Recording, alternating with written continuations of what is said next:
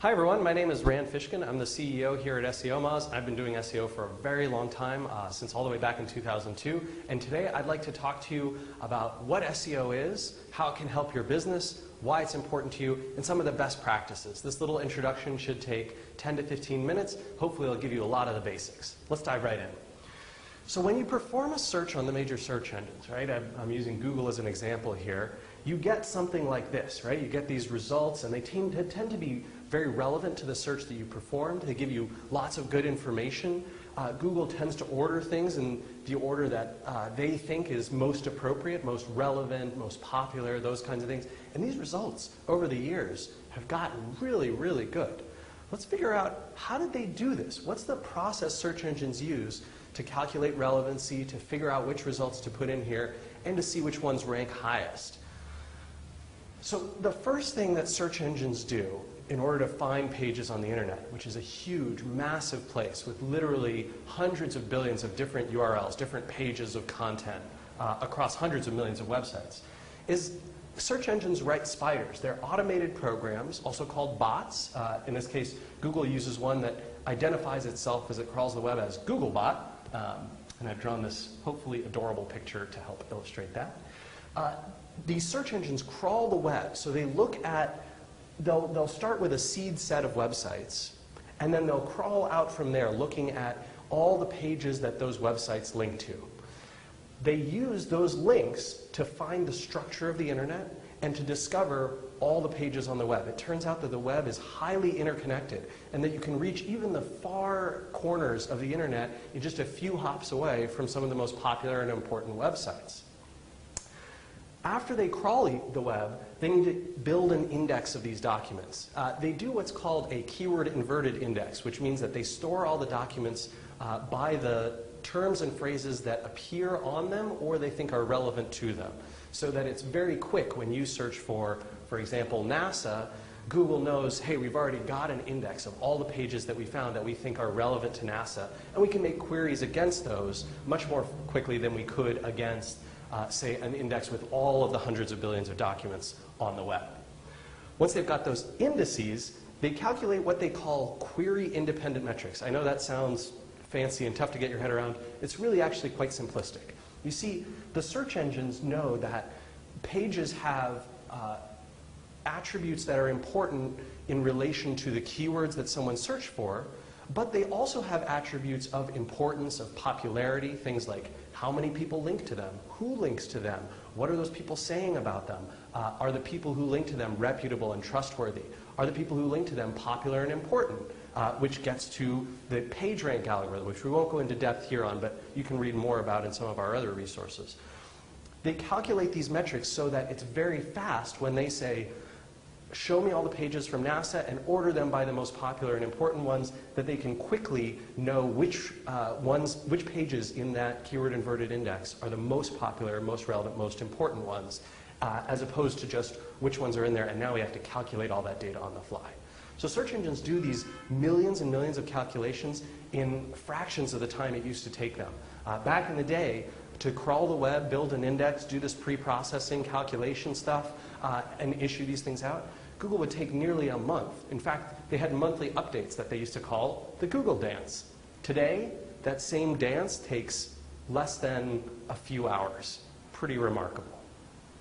So let's go back to the search results and talk for a sec about how people actually use these search results. The thing is, when folks are typing words and phrases in here, the results that come up are related to their queries, certainly, but they also take into account a lot of things about searcher behavior and how people use things. There's all sorts of stuff in the results now, like personalization and vertical search and these kinds of things.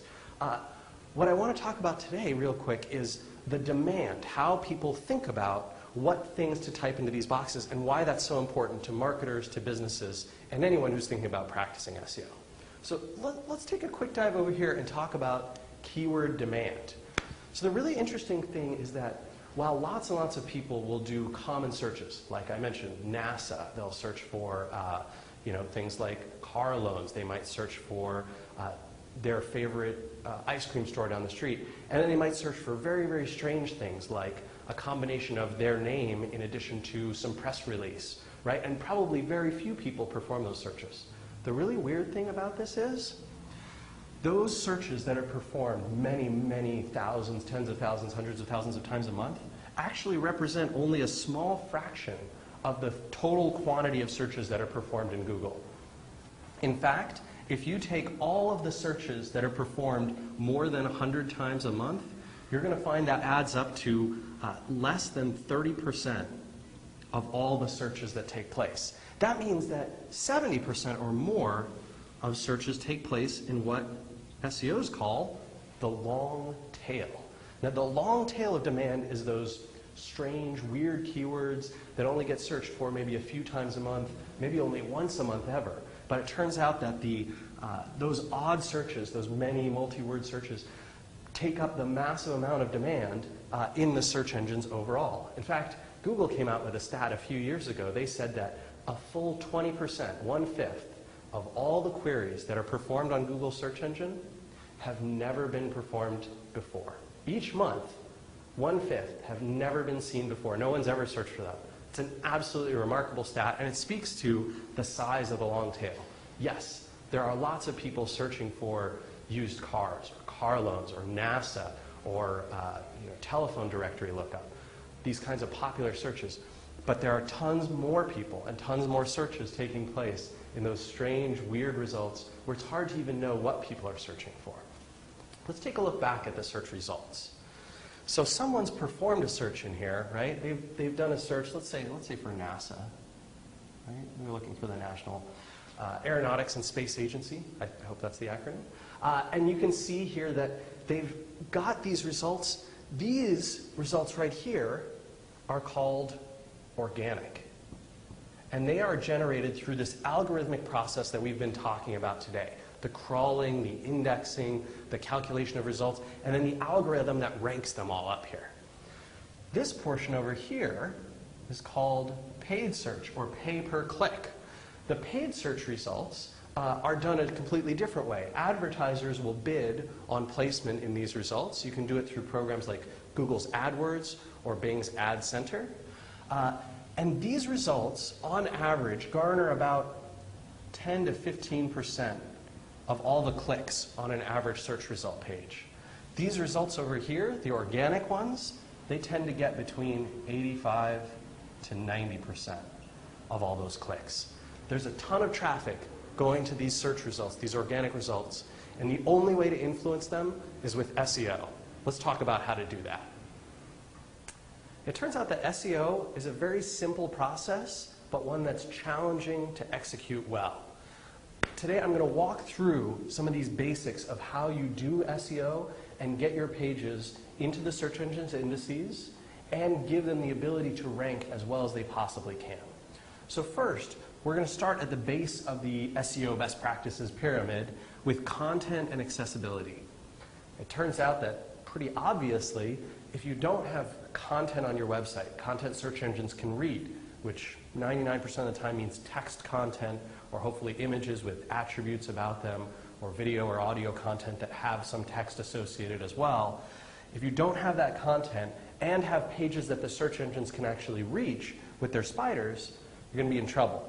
Right? So here's Googlebot. He's coming along and he can reach all these pages, but if there's outlying pages down here that maybe no one's linked to, or they've been blocked with something like robots.txt, or they've told the search engines to no index those pages, or the content on those pages doesn't appear by default. It only shows to logged in users. It only shows when you have JavaScript enabled. It only shows when you've inputted some form fields. Search engines can't do that, right? The spiders don't have the ability to get through those sort of walls to accessibility. And so it's really important to make that great content accessible to the search engines. That's your first step. From there, we're going to move on to some keyword research and targeting. Now, this one gets a little bit trickier because not only do you have to produce the content and make it accessible, but you also have to have that content targeting things that people are actually searching for on the web. Right? If you've got a great page all about running shoes, but you describe them as fast-moving footwear, turns out that the search engines and humans as well are going to be very unlikely to determine that your page is relevant and to want to click it even if they do see it in the search results. For this reason, it's important to use tools. Google maintains several with their AdWords program. Bing also has some. There's some third-party tools that you can use to do this types of keyword research. And they'll show you, when you input keywords, some expansions of those phrases and tell you how many times people are looking for them. So I can see that running shoes was searched for 425,000 times, or that's the search engine's estimate anyway, 425,000 times last month in the United States. And those estimates can help give me a sense of, I can see that football shoes are particularly popular. One thing you do want to be aware of is that these numbers do change. So you're going to want to regularly make sure you're updating your information as trends change and people do searches differently, new types of products and services become of interest to searchers, and old ones fade out. For example, football shoes is probably really popular because this month, while we're filming this, it's August. And in August, a lot of people are thinking about football season for their kids in college, for high school athletes, all those kinds of things. Next month, 2 months from now, 4 months from now, the popularity might go down. And so you want to keep track of that. Once you've got the content that you need, you've made it accessible to search engines, and you've done your keyword research and put those words on the pages in the right kinds of ways, you're ready to move on to link popularity.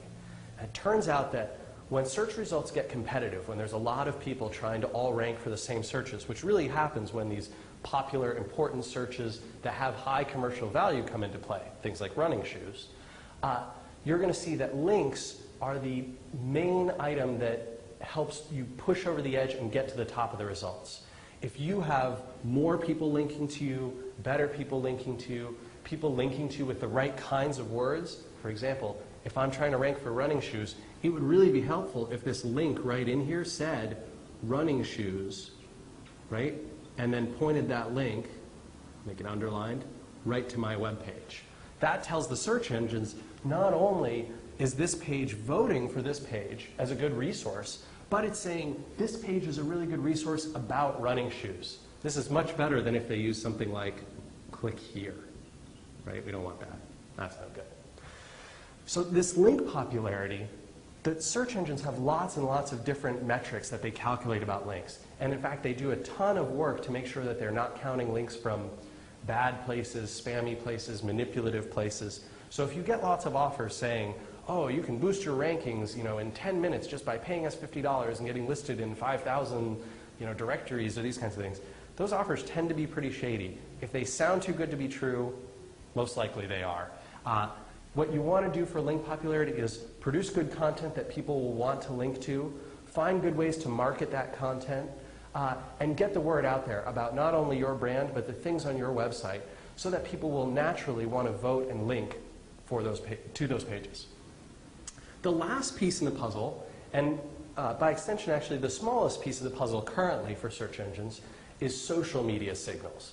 So it turns out that the search engines, Google and Bing both have made deals with services like Twitter. Gmail obviously is controlled by Google, and Bing has all the relationships that the Microsoft suite of products, things like MSN and Hotmail and those kinds of things. And Microsoft also has an investment in Facebook, which may give them some access to data there.